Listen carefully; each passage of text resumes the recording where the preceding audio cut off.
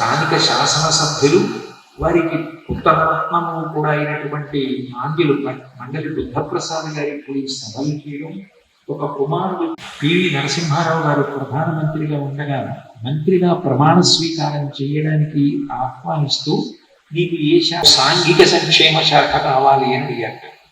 అడిగితే పూర్వ ప్రధాని, ఒకప్పటి ఆంధ్రప్రదేశ్ రాష్ట్ర ముఖ్యమంత్రి శ్రీ పివి నరసింహారావు గారు, నీ ఇంకా అంతకన్నా గొప్ప శాఖ ఇద్దాం అనుకున్నాను, నువ్వు సాంఘిక సంక్షేమ శాఖ ఎందుకు అడుగుతున్నావు అని అడిగారు.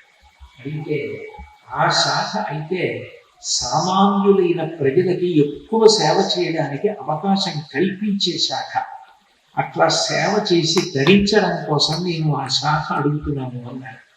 అందరూ ఏవో పెద్ద పెద్ద శాఖలు అధికారాన్ని చలాయించడానికి ఆ పల్లెటూరులో ఉన్న వాళ్ళందరూ కూడా వెక్కాడితే కానీ దొక్కాలన్నటువంటి సామాన్య బడుగు జీవులు.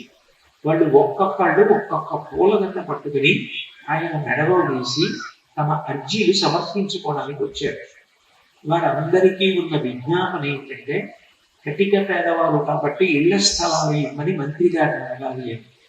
వాహనం దిగి వాళ్ళని పలకరించడానికి వెళుతున్న మండలి వెంకటకృష్ణారావు గారు వాళ్ళ చేతుల్లో దండలు చూసి, ఈ దండ ఎంత అని అడిగారు.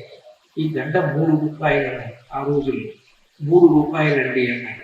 నువ్వు ఒక రోజంతా కష్టపడితే నీకు వచ్చే ధనం ఎంత అని అడిగారు. ఒక రోజు వేతనం నాకు 3 రూపాయలు అన్నారు. ఒక రోజు వేతనం అంతా వెచ్చించి 3 నిమిషాలు కూడా నేను మెడలో ఈ దండ ఉంచుకోను. నువ్వు నా మెడలో వేస్తే నేను 3 నిమిషాల లోపే తీసి పక్కన పెట్టేస్తాను. ఒక రోజు నీ కష్టార్జితాన్ని నా మెడలో దండ వేయడానికి ఉపయోగించడానికి సిద్ధపడ్డావా? నేను ప్రతిజ్ఞ చేస్తున్నాను, ఈనాటి నుంచి ఏ సభలో ఎక్కడా ఎవ్వరి దగ్గర పూల దండే ఉంచుకో. ప్రజలు నాకు స్వేచ్ఛగా వచ్చి తమ కష్టాన్ని చెప్పుకోవచ్చు తప్ప నాకు ఇంత కష్టపడి వారి యొక్క కష్టార్జితాన్ని వెచ్చించి తెచ్చి పూలదండలు వెయ్యక్కర్లేదు అని చెప్పారంటే అవతల వారి కష్టాన్ని తెలుసుకోవడానికి ఎంత ప్రాధాన్యత చెప్పి ప్రవర్తించేవారో మనకు అర్థం అవుతుంది.